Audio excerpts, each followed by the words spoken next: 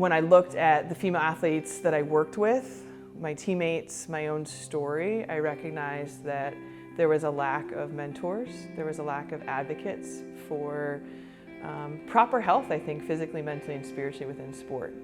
And so wanted to be that resource for female athletes, be a place where female athletes could talk about their joys and their accomplishments and what a gift it is to be a female athlete, but also their struggles with identity, their struggles with eating, their struggles with femininity, their struggles understanding who they are and what their purpose is.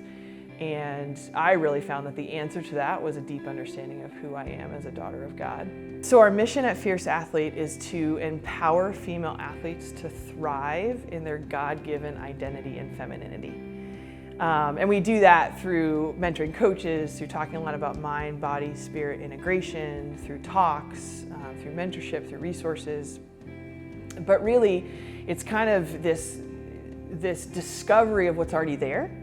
Like, my worth is already in the fact that God created me. But also, God created me very specifically as a woman. And I think that I experienced this as an athlete who's 6 feet tall and competitive and muscular.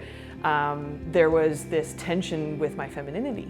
And how does that fit in? Can I be competitive and cutthroat and athletic and also feminine? And the answer is very much yes.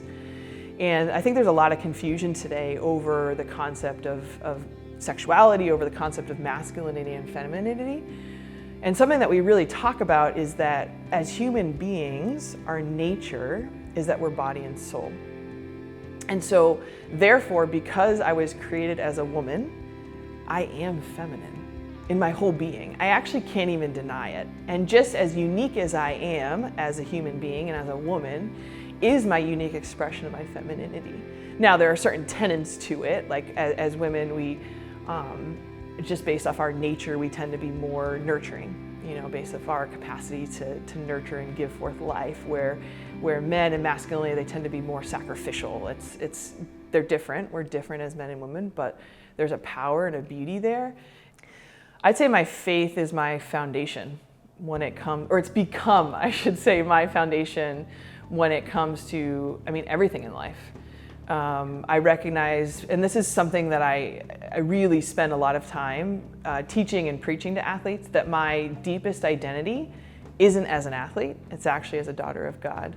However, God created me athletic. God created me as a leader. He's given me the particular capacity to run a company. And when I can rely on my faith, and that looks like, a daily prayer life and receiving the sacraments and having a really good spiritual director, that is my foundation. My biggest life tenet would probably be my biggest word of advice. And that is to not only realize, but accept your identity as a son or a daughter of God.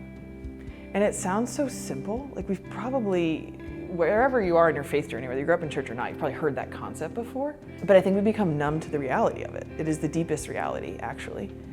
And what that means is, I could sit in this chair for the rest of my life and do nothing. Just sit here and chill with you.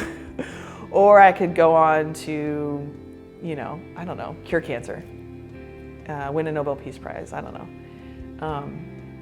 And the Lord would still love me the same. And we live in such a culture of comparison because of social media, such a culture of hyper productivity, having to prove my worth, prove that I can do these things.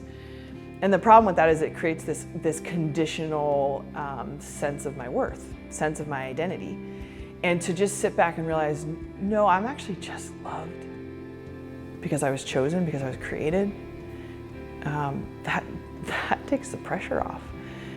I love Walsh already so much because you get this sense that it's almost like the ground is like soaked here with faith and that foundation. And whether students recognize it or not, I think on a very surface level, like, we drove onto campus and I felt it. I was like, I kind of feel like I'm home.